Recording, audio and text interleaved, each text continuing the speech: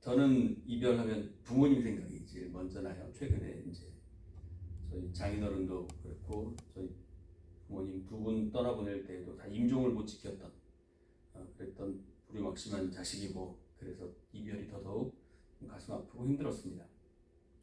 저는 그리고 이별하면 지금도 머리에 너무 생생한데, 결혼을 하고 군대를 갔어요. 그래서 한참 막 둘이서 힘들게 막 빚 갚으면서 막 어렵게 살아가다가 내버려 두고 혼자 군입대를 하는 상황이 돼가지고 마음이 얼마나 불편하고 짠했던지, 그래서 아침에 논산까지 가야 되니까 집에서 문을 열고 나왔는데 집에 혼자 이렇게 두고, 같이 군대까지 가서 거기서 헤어지는 건 못 하겠더라고요. 따라오지 말라고 해서 집에서 그냥 헤어졌는데, 그때 그 문 앞에 서 있던 그 모습이 지금 너무 33년이 지난 얘기인데 너무 생생하게 그대로 머릿속에 박혀 있습니다.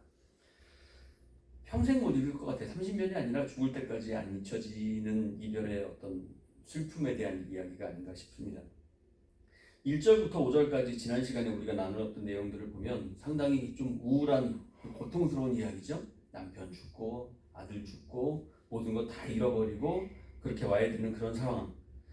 좀 하나님이 있으라고 했던 땅을 벗어나서 기근 좀 피해보겠다고 했다가 다 잃어버리고, 그 이름이 나오미가 기쁨, 아름다움, 사랑스러움 이런 의미였는데 그 모든 건 이름 다 버려지고 마라라고 하는 쓰디쓴 인생으로 변해버린 이야기가 지난주에 우리가 나눴던 이야기라면, 그런 우울함 속에서 일말의 희망이 있었다. 맨 마지막 구절에 나왔던 거 기억하십니까? 돌아오려 하여. 요 딱 끝에 돌아오겠다고 하는 그것 때문에 새롭게 소망이 시작됐던 거죠. 돌아오려고 했던 이유가 고향 땅 베들레헴에서 들려오는 소문이 들렸다라고 그렇게 얘기합니다. 베들레헴에서 들려오는 소문이 들렸다. 베들레헴이 어떤 곳이길래 소문이 들리나? 베들레헴이 특별히 벳엘 기억하시죠? 하나님의 집이었습니다. 그러니까 벳이라고 하는 건 집이라는 의미고, 근데 레헴이 이게 빵이에요. 밥. 이런 양식에 대한 의미입니다. 그러니까 베들레헴은 뭐냐면 밥집, 빵집 이런 의미예요. 그러니까 거기는 빵이 없으면 안 되는 곳이죠. 양식이 떨어지면 안 되는 곳에 양식이 떨어졌다는 이야기거든요. 베들레헴은. 뭐가 잘못된 거죠. 뭐가 문제가 생긴 거예요. 전에 지난주에도 말씀드렸지만 이스라엘 백성들이 포로로 끌려가고, 그 얘기는 하나님의 백성이 복받고 세상 만방에 가장 우뚝 서서 살아가야 하는데 그들이 포로로 끌려갔다고 하는 것은 베들레헴에 양식이 떨어졌다라고는 의미와 같죠. 그런데 그들이 하나님께 징벌을 받고는 다시 돌아오게 되었고, 그래서 회복이 되는 이야기가 어쩌면 룻기가 이렇게 이스라엘의 포로의 이야기 그리고 회복의 이야기와 똑같은 흐름을 가지고 있다라고 그 시절에 지어진 그런 내용이다라고 말씀을 드렸는데, 이들이 모압으로 건너갔죠. 근데 모압이라는 의미는 또 뭐냐면 아버지의 씨라는 의미를 가지고 있어요. 아브라함의 조카 롯이 자기 아내가 소금 기둥이 된 다음에 산 위에 올라갔는데 딸 둘이서 대를 이을 수 없으니 아버지와 함께하자 해서 그때 낳았을 때 첫 번째 딸이 모압이었고 두 번째 딸이 암몬, 그런 자손들이 됩니다. 그래서 모압이란 이름 자체가 그런 아버지의 씨, 그런 의미였을 때 이스라엘 백성들이 이들을 사람 취급했을까요? 우리가 봐도 좀 어색하잖아요. 이게 좀 말이 안 되는 그런 분위기잖아요. 그렇기 때문에 모압 암몬 사람들을 볼 때 이들은 신명기에도 써 있어요. 민수기, 신명기에 다 써 있어요. 모압 사람들, 암몬 사람들 회중에 들어오지 못한다. 그러니까 이 하나님을 믿어도 이 사람들은 같이 할 수 없는 사람들이다. 이렇게 규정을 해버린 아주 이방인으로서 내쳐진 사람들이 모압, 암몬 사람들이었습니다. 이 모압 사람들, 오늘 제가 주보에 보면 모압에 대한 내용들을 좀 기록해 놓긴 했는데 굉장히 이스라엘을 괴롭힌 민족이에요. 계속 옆에서. 그것도 결정적일 때, 굉장히 이스라엘이 힘들고 도움이 필요할 때 꼭 그때 더 공격하고 더 문제를 일으켰던 곳이 바로 이 모압 사람들입니다. 그런데 이 베들레헴에 하나님께서 은혜를 베풀어 돌아오게 되는 상황, 그러니까 베들레헴이 밥집이 된 거예요. 다시 빵집이 된 겁니다. 그 소문을 듣고 돌아오게 되는 거예요. 하나님의 은혜가 회복되는 일, 베들레헴으로 돌아가는 길, 이 말은 이미 회복이 시작되었다. 하나님의 징벌, 그런 모든 것들이 끝나고 이제는 밥집에 쌀이 떨어졌던 그 안타까운 상황에서 모든 것이 회복되어 풍족한 땅으로 회복되었다라는 말이 됩니다. 하나님의 은혜로 풍족히 배불리 먹고 살아가야 되는 백성들이 그 모든 밥을 주시는 하나님을 외면하고 다른 밥집 찾아서 여기저기 다니다가 밥집 문 닫아버리니까 여기저기 헤매이다가 혼나보는, 다시 하나님 운영하시는 밥집으로 돌아오는 이야기가 룻기라고 볼 수 있는 겁니다. 그래서 나오미는 그 옛날 엄마의 밥집, 아버지의 밥집을 기억하니까 베들레헴이 너무 그리운 거예요. 그래서 잘못은 저질렀지만 그래도 돌아가겠다고 이 고향 땅 베들레헴에 하나님께서 자기 백성들을 돌보셨다라는 소문을 듣고 돌아오게 됩니다. 돌보셨다라고 할 때 뭘 전제하고 있냐면 그 전에 나오미가 겪어야 했던 흉년, 엘리멜렉 그리고 그 모든 가족들이 겪어야 했던 흉년이 하나님이 치셨다라는 사실을 전제하고 있습니다. 하나님을 떠나서 다른 곳에서 행복을 찾아보겠다고 헤매이던 인생들에게 회초리를 드셨던 것을 거두시고 이제는 그들을 덮으셨다라는 말이 그 속에 담겨 있고, 심판은 지나가고 구원의 새로운 사건이 열린다라고 말하고 있는 겁니다. 하나님의 돌보심이 그 백성에게 임한다. 고향에서는 자빠져도 흙과 풀이 잡아준다.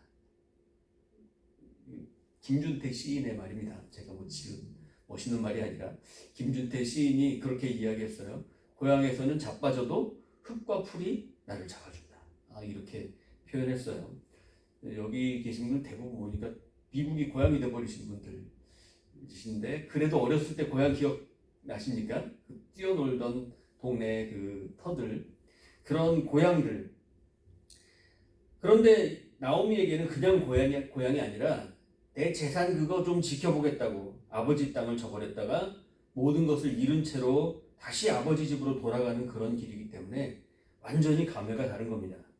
이미 다 미국이 고향이시니까 실감이 나실지 모르겠는데 전설의 노래 한 곡을 제가 소개하겠습니다. 1934년에 콜롬비아 레코드사가 한국에서 주최한 게 이제 조선 명가수 대회를 1934년, 그러니까 일제시대 때 이 34년부터 일본이 극도로 굉장히 강력하게 한국을 탄압하기, 아주 강압하기 시작했습니다. 그러면서 문제가 있었을 바로 그때 콜롬비아 레코드사가 주최하고 조선일보가 후원한 조선 명가수 대회를 열었는데, 그때 하얀 두루마기를 입고 출전해서 3등을 했던 사람이 바로 저기 있는 고복수, 기억하시려나요? 고복수 선생님입니다. 바로 저때 만주에, 저 3등을 하고 나서 이제 만주 같은 멀리 타향살이를 하고 있는 사람들에게 가서 공연을 하고 있었던 그런 시기예요. 그런데 웬 30대 여인이 찾아와가지고 공연하고 있는데, 전에 찾아와서 자기 고향이 부산인데 남편 따라 만주 온 지 10년이 됐는데 남편은 죽고 고향에는 일본인들이 득세해서 지금 찾아갈 수도 없겠고, 그래서 가족들에게 안부를 좀 전해달라고 말을 하고는 이 여인이 자기 공연 끝나고는 죽어버렸어요. 자살해버렸어요. 이 사람이, 고복수 씨가 충격을 받고 이런 내용을 자기가 아는 김능인이라는 사람한테 알려줬더니 이 노래를 지어준 거예요. 타향살이 태런가 이거잖아요.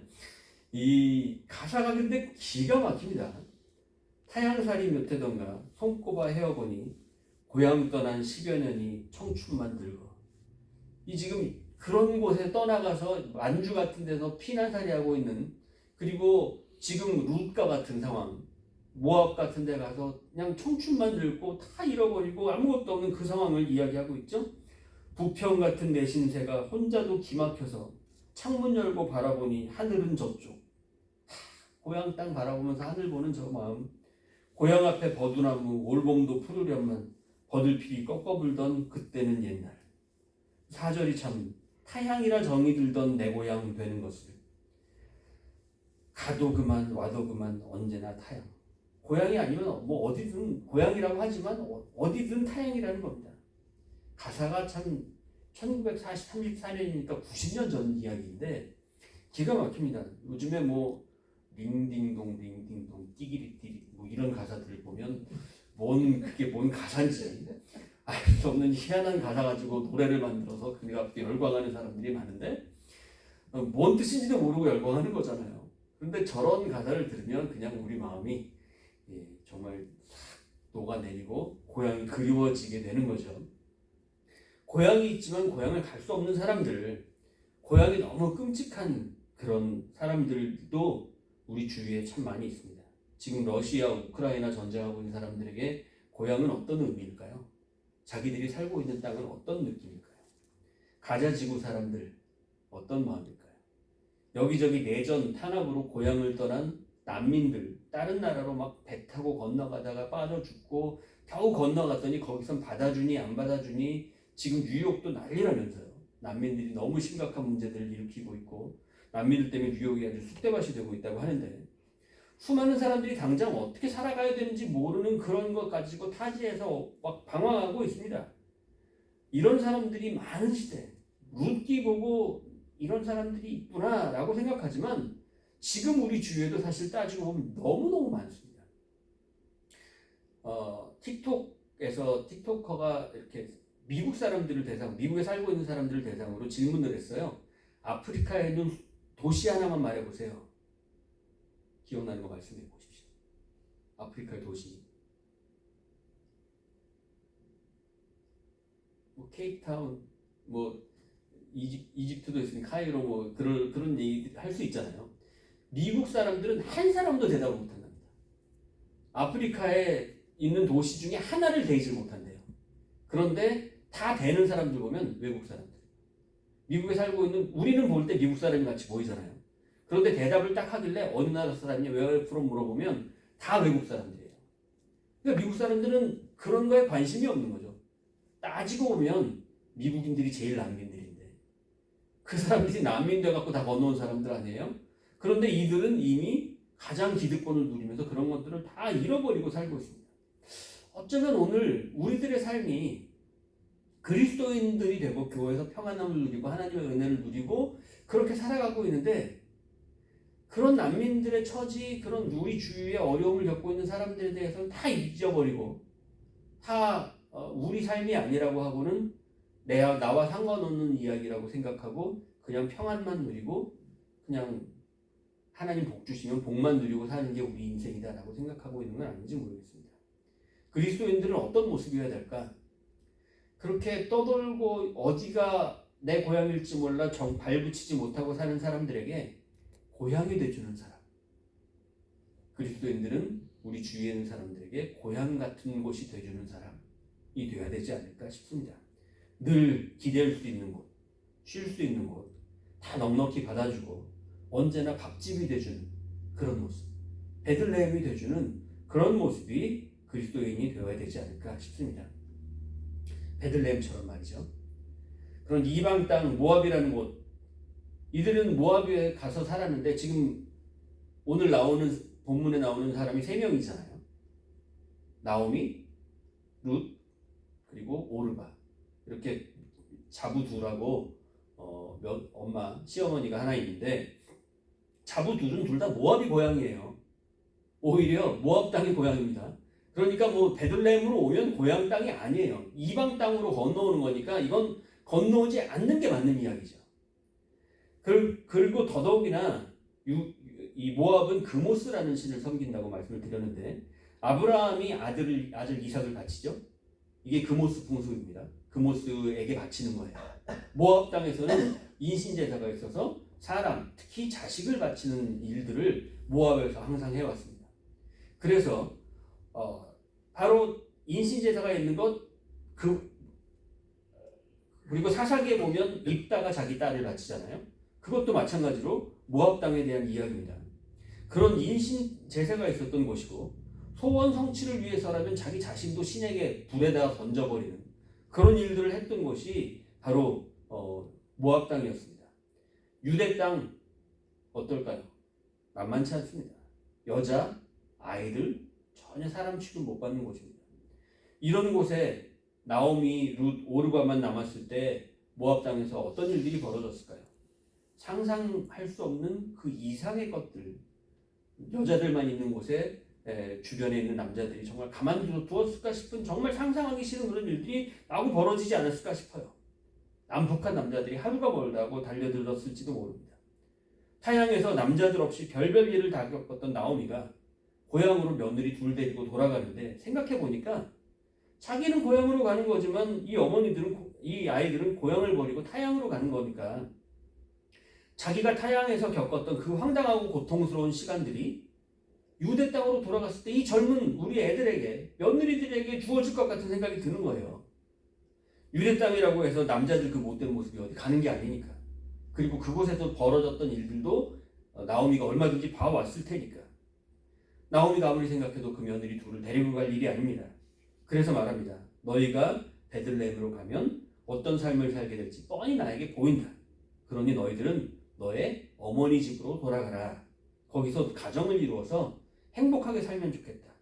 내가 시련을 겪어봤기 때문에 시련을 겪게 될 며느리들에 대한 연민의 마음이 깊어지고 있습니다.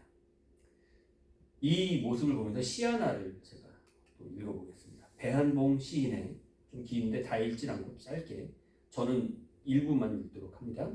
그늘을 가진 사람이라는 시예요. 양파는 겨울 한파에 매운맛이 든다고 한다. 고통의 위력은 쓸개 빠진 삶을 철들게 하고 세상 보는 눈을 뜨게 한다. 많이 헤맸던 일생을 심어도 이젠 시퍼렇게 잘 자라겠다. 외로움도 매운맛이 박혀야 알뿌리가 생기고 삶도 그 외로움을 품을 줄 안다. 마침내 그는 그늘을 가진 사람이 되었다. 참 멋있지 않습니까? 겨울이 돼야 양파에 매운맛이 들고, 그래서 고통을 겪고 매운맛 다 겪고 추운 맛 다 겪고 나니까 시퍼렇게 잘 자라고, 외로움도 매운맛도 다 밟히고 나니까 알뿌리도 생기고 삶도 외로움도 품고, 그래서 그늘을 가진 사람이 돼서 우리가 그늘을 가진 사람이 된다면 다른 사람의 그늘을 볼 수 있는 사람이 되는 거지. 나 혼자 막 그늘을 가져가지고 혼자서 그 스트레스를 받아서 막 정신적인 문제를 겪고 있는 게 아니라 내가 그 그늘을 다 알고 있기 때문에 다른 사람의 그늘, 다른 사람의 고통, 다른 사람의 아픔들을 다 알고 있는 거죠. 외로움을 품을 줄 아니까 그 매운맛이 내 속에 들어와서 그늘이 생기고 그것으로 다른 사람을 불쌍히 여기는 마음이 생기는 겁니다. 시어머니 나오미에게 바로 그런 남을 배려하는 그런 마음이 여기에서 저절로 룻과의 며느리와의 관계에서 생기는 거예요. 그런데 8절을 보면 나오미 이야기를 보면 좀 특별한 게 있습니다. 너희는 각기 너희 어머니의 집으로 돌아가라. 너희가 죽은 자들과 나를 선대한 것 같이 여호와께서 너희를 선대하시기를 원하며, 여기 선대라는 말은 하나님의 사랑, 헤세드라는 단어를 사용합니다. 하나님께서 사람을 바라볼 때 느끼는, 하나님께서 사람을 보면 어떤 느낌을 가지실까요? 자비, 인자하심, 그런 하나님의 속성으로 표현되는 단어가 헤세드입니다. 그런데 지금 여기는 하나님이 안 나와요. 룻게 보면 하나님은 항상 멀리 계신 그런 분 같이 느껴지고 하나님에 대한 직접적인 내용이 전혀 안 나오거든요. 그런데 여기서 너희가 죽은 자들과 나를 선대라는 말 자체가 헤세드를 사용하고 있어요. 하나님의 그 성품, 하나님께서 우리를 바라볼 때 가지는 그 마음. 그런데 너희는 룻과 오르바입니다. 며느리 둘이 내 아들들, 죽었던 이미 아들들과 나를 하나님의 사랑으로 돌봤던 것 같이 하나님께서 너희를 그 하나님의 사랑으로 돌봐주시기를 원한다. 이렇게 말하고 있는 겁니다.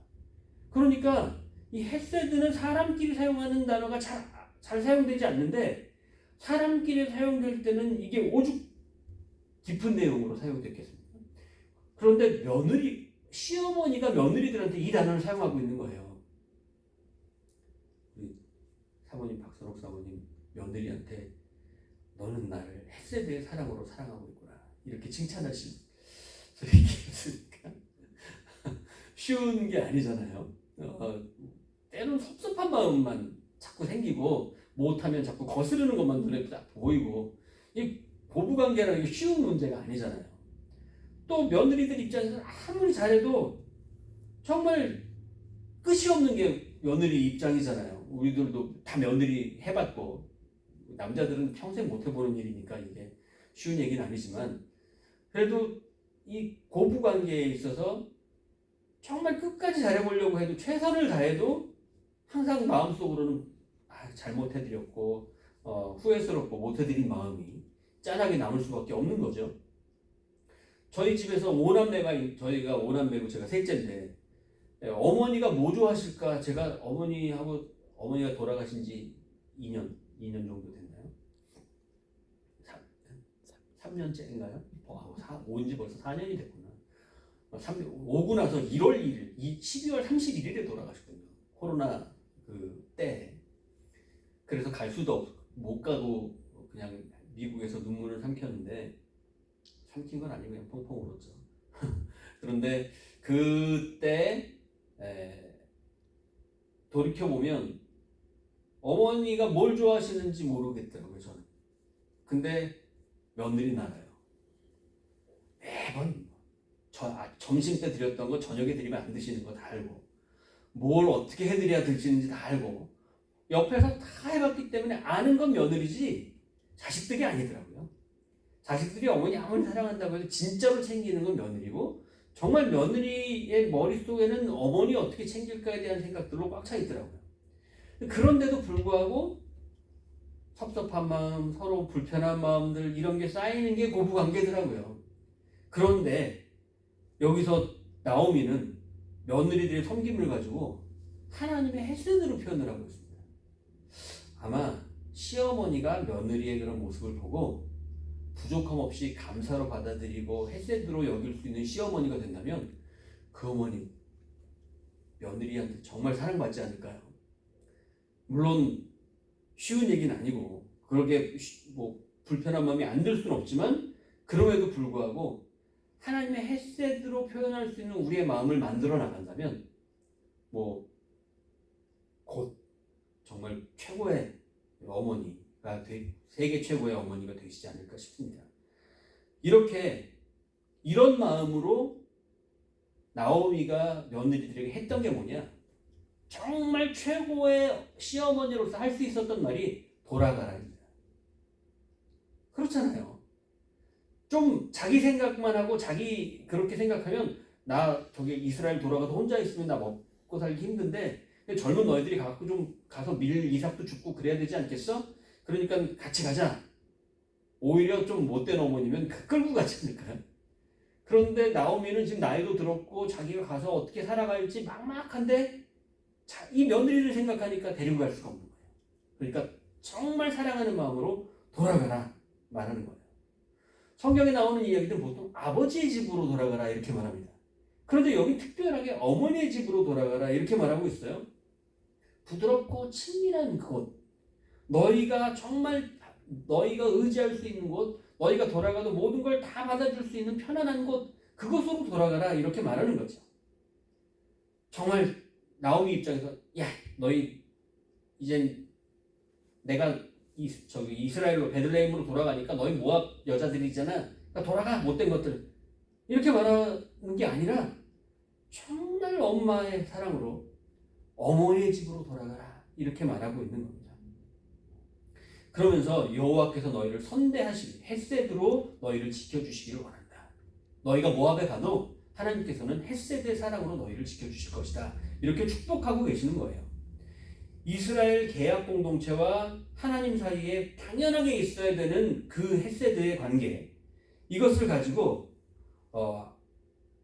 언약에 충실한 사람들끼리 믿음의 행위 가운데에서 하나님과 인간의 관계를 말하는 그 사랑을 지금 사람의 관계끼리로 말하면서 신실하고 예쁜 존재로 서로 고백하고 있는 것.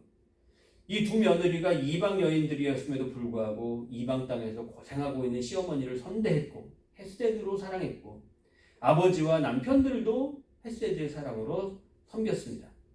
헤세드로 사랑했기 때문에 그 사랑을 하나님이 아시니까 우리 하나님이 너희를 헤세드의 사랑으로 사랑해 주시기를 원한다 라고 말하는 겁니다.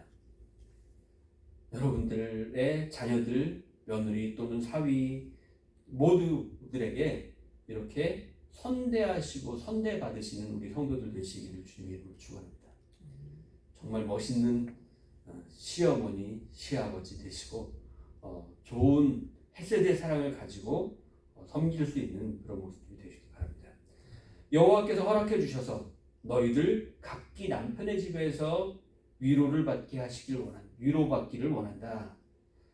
그렇습니다. 새로 결혼해서 가정을 이뤄서 새로워진 가정에서 위로를 받게 하기를 원한다는 거죠.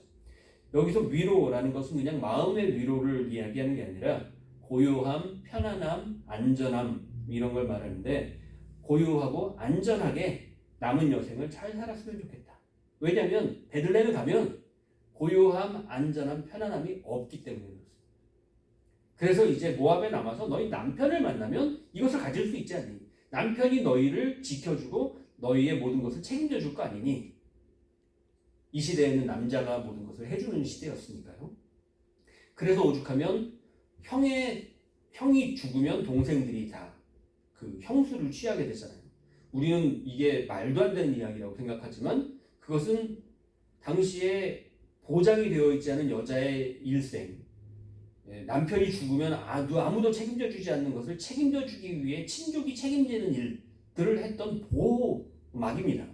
그런데 지금 말론도 죽었고 기련도 죽었습니다. 두 형제인데 그러면서 지금 이들이 더 함께 할 수 있는 방법은 어머니가 자식을 낳아야 되는 거예요. 어머니가 지금 아직 남자도 없고 오죽하면 나오미가 그렇게 얘기하잖아요. 오늘 밤 내가 남자를 만나.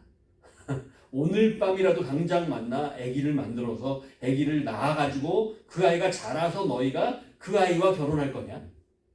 말도 안 되지 않냐는 거예요. 당연한 이야기죠. 그러니 너희들은 떠나가라 라고 말하는 겁니다. 그런데 이 며느리들은 안 간답니다. 안 가요. 소리를 높여 울면서 안 가요 합니다. 우리는 어머니와 함께 어머니 백성에게로 가겠나이다. 시어머니와 동행하는 희망이 안 보이는 상황입니다. 이 길은 모압에서 겪었던 여자들끼리 살았던 그 삶보다 더 힘든 일일 수도 있어요. 나오미는 고향으로 가는 거지만 이들은 한 번도 가보지 않은 땅이고 젊은 여인들이라 무슨 취급을 받을지 모릅니다. 나오미도 그걸 알고 고향에 남으라고 했어요. 그런데 통곡을 하면서 굳이 같이 가겠답니다. 아까 이들은 두 양쪽 다 모습을 보니까 서로 그늘을 가진 사람들이 되어 있어요. 서로가 마음을 너무 잘 알고 어머니가 어떤 삶을 살아갈지 가서 어떤 고생을 할지 그거 우리가 같이 하죠. 이렇게 그 모든 걸 끌어안는 것이고 며느리들도 어머니도 며느리들을 그렇게 사랑하면서 서로 뗄 수 없는 관계가 되어버렸습니다. 그늘을 너무 깊이 잘 알고 있고 헷세대로 살아갔습니다. 하지만 나오미는 8절에도 나오고 9절에도 나오고 11절에도 나오고 12절에도 나오고 돌아가라 계속 돌아가라 반복해서 말합니다. 남자도 없는데 동생하고 결혼할 거냐? 안 된다. 그렇지 아니하니라. 시어머니는 시어머니대로 며느리들은 며느리대로 난립니다. 하지만 나오미 고백을 통해서 더더욱 왜 나오미가 며느리들을 돌려보내려는지 이유를 알 수 있습니다. 여호와의 손이 나를 치셨으므로 나는 너희로 말미암아 더욱 마음이 아프도다. 지금이 겪고 있는 건 하나님께서 치신 것이고 이 하나님께서 나를 치시는 건데 너희가 나랑 있으면 하나님 치시는 거에 너희가 같이 고생을 한다는 거예요. 그러니까 너희는 이 책임을 질 필요가 없는 아이들이야. 너희는 오히려 와서 나 때문에 너무 고생했고 그러니 이제는 그러지 마 라고 말하고 있는 겁니다. 참 아픈 이야기를 말하고 있는 거죠. 며느리들은 기구한 운명에 놓여진 시어머니가 딱하고 시어머니는 고독하고 외로울 수밖에 없는 며느리들이 딱하고 며느리들은 한사코 시어머니의 고통스러운 삶의 자리로 함께 들어가겠다고 말하고 있고 그런데 시어머니는 얘네들이 훨훨 자유의 하늘을 날 수 있도록 속박의 끈들을 풀어주고 싶고 끊어주고 싶은 이 두 가지 마음이 서로 아름답게 부딪히고 있는 장면입니다. 그런데 이 두 부딪힘 가운데서 우리가 확인할 것은 이것이 거룩함이라고 말할 수 있다는 거예요. 진짜 우리는 거룩함에 대해서 어떻게 생각하고 있는지 생각할 필요가 있습니다.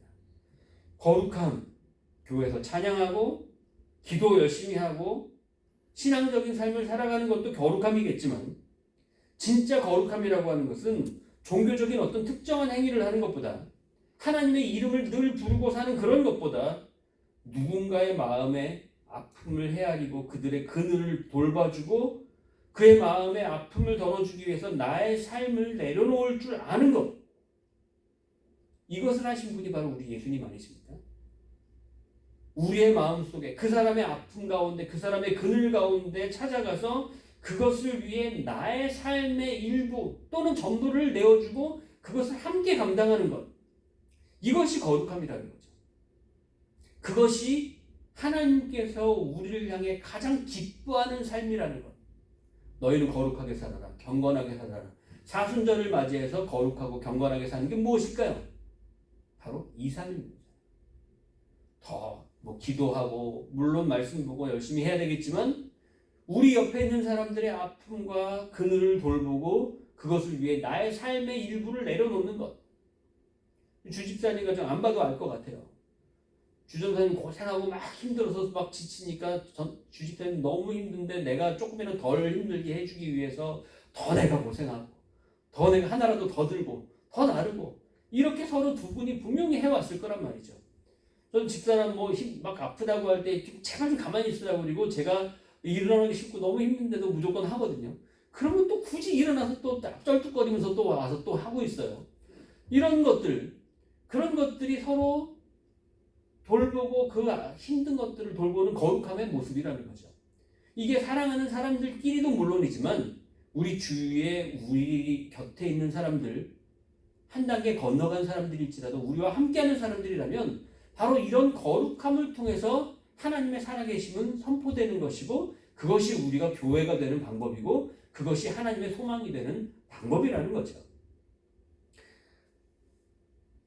이렇게 일상 속에서 우리들이 볼 수 있는 타자들에 대한 신실함, 친절함, 타자들을 배려하는 것, 이것이 가장 귀하고 거룩한 가치라는 사실을 본문 룻기가 우리에게 말해주고 있는 겁니다. 결국 이 모든 상황 가운데 오르바는 구름처럼 떠나갑니다. 오르바는 떠나갔으니까 이제 너는 모압에서 죽도록 고생만 하다가 벌 받을 거다. 이렇게 생각하십니까? 오르바 더 선한 걸 택한 거예요. 왜냐하면 어머니의 마음을 잘 헤아려서 그것을 받아들이고 모압으로 돌아간 거거든요. 오르바도 순종한 겁니다. 절대 잘못한 행위를 한 것이 아니에요. 아마 나오미도 오르바에게 헤세드로 선대하고 하나님께서 너를 선대하시기를 축복했잖아요. 그렇기 때문에 아마도 오르바도 모압에 가서 축복받은 삶을 살았을 것 같아요. 우리는 너무 이런 데에서 막 오르바는 저주받았고 룻은 축복받았을 거고 이렇게 분리할 일이 아니죠. 사람들은 저마다 삶의 몫이 있기 때문에 정해진 그런 기준에 따라서 살아가는 것이고 함부로 판단하면 안 되는 거죠. 오르바도 진정성을 가지고 어머니와 함께하고 싶었던 모습이었고 한편으로는 두려움도 있었는데 어머니가 극진하게 이야기하니까 그 뜻을 받아들인 겁니다. 이것도 잘한 겁니다. 그렇죠? 큰 며느리인 롯은 시어머니를 붙쫓았다 이렇게 말합니다. 그녀의 선택입니다. 여기 붙쫓다라고 하는 순수한 우리말은 존경하는 마음으로 가까이 섬기며 따랐다라는 말인데 따바크라는 말인데 히브리어로는 따바크라는 말은 친밀한 느낌인데 이게 창세기 2장에 나오는 둘이 한 몸을 이룰지로다. 아담과 하와가 처음에 한 몸을 이룬다라는 건 서로 시루하게 거치지 않고 만나도 전혀 불편하지 않은 완전한 한 몸을 이루는 그런 것, 부부가 되는 그런 것을 의미하거든요. 그런데 지금 여기서 룻하고 나오미의 이야기를 따바크 이야기해요. 그러니까 룻이 무슨 의미였다? 룻의 이름이 뭐였죠? 친구였잖아요. 룻의 의미가. 그러니까 정말 어머니와 이런 따바크를 표현할 만큼 한 몸이 돼서 서로 그렇게 사랑하면서 서로가 돌보는 사이가 됐다는 이야기를 하고 있는 겁니다. 완전한 친구가 되어줬다는 말을 하고 있는 거죠. 이들이 이제 베들레헴에 도착합니다. 사람들이 말합니다. 이 사람이 나오미냐? 그토록 부유함을 누리며 하나님의 축복을 받고 떵떵거리며 살았던 사람들이 그들이 베들레헴을 떠났던 이유가 무엇이었을까? 기근이 생겨서 라고 말했죠. 그런데 기근이 생겼기 때문에 떠난 게 아니고 기근이 생겨서 재물을 지키기 위해 떠난 겁니다. 아니 기근이 생겼으니까 먹고 살려고 도망간 거지 피한 거지 이렇게 말할 수 있죠. 그런데 보세요. 21절 보면 증거가 있습니다. 처음에 어떻게 나갔다고요? 21절 한번 보세요. 내가 풍족하게 나갔더니예요. 먹고 살기 힘들어서 나간 게 아니라 풍족한 상태인데 나간 겁니다. 모압으로 가서 이거 다 지키고 내 재물 지키겠다는 거예요. 절대 힘들고 먹고 살기 힘들어서 떠난 게 아닙니다. 오히려 떠나려고 했으면 그 주위에 힘든 사람들이 떠나갔어야 돼요. 그런데 더 가지니까 떠난 겁니다. 내 거라고 생각하고 내가 움켜주겠다고 생각해서 이 모든 건 내가 책임진다고 했기 때문에 떠난 겁니다. 하나님께 맞을 만한 행동을 진짜로 한 겁니다. 이 사람이 나오미냐? 라고 사람들이 이야기합니다. 하나님을 의지하는 것보다 모압의 그모스를 의지했던 나오미는 하나님이 치셨다고 그래서 확신을 하는 겁니다. 그리고는 말하는 겁니다. 나를 나오미로 하지 말아라. 나를 기쁨, 사랑스러움의 나오미라고 하지 말고 쓰디쓴 인생의 마라라고 해라. 나오미의 마음 100번 이해합니다. 하지만 나오미는 하나님의 헤세드를 완전히 이해하지 못했던 것 같습니다. 그들은 보리 추수할 때에 돌아왔다 이렇게 말합니다. 그모스를 버리고 보리 추수할 때 주님 품에 돌아왔습니다. 돌아오지 않고 모압에 버티고 있으면 할 말이 없습니다. 그런데 돌아오기만 하면 주님은 품으시고 회복시키십니다. 안 돌아오는 게 문제죠. 나간 자식 돌아오기만 밤새 기다리시는 주님의 마음을 아프게 했던 나오미가 주님의 빵집, 주님의 밥집 베들레헴으로 드디어 돌아왔습니다. 그러면 회복시키십니다. 사순절을 통해 우리가 어디에 있는지 확인해 봅시다. 애굽으로 모압으로 여기저기 헤매이고 있지는 않습니까? 우리의 생각, 우리 가치관, 우리 믿음이 정말 중심에는 무엇을 쫓고 있는지 확인해야 합니다. 하나님께서 먹이셨고 하나님께서 입히시고 하나님께서 책임지시는 베들레헴에서 살아갈 수밖에 없는 우리가 기쁨으로 사랑스러움으로 나오미의 이름을 가지고 만방에 우뚝 서서 살아가야 하는데 자꾸만 내가 알아서 살겠다고 벗어나고 다른 것들이 주는 허무한 쾌락을 쫓아 살다가 마라의 인생이 된다면 이것을 가장 안타까워하시는 분은 우리 주님이실 것입니다. 주집끝 살인 가정 그동안도 잘하셨지만 이번 이사를 통해 베들레헴에 들어가시는 이사가 되기를 주님의 이름으로 축원합니다. 주님 주시는 풍성한 밥집을 누리시기를 주님의 이름으로 축원합니다. 우리 모두 주님 부르시는 바로 그 부르심에 응답하는 복된 베들레헴의 인생 되시기를 주님의 이름으로 축원합니다.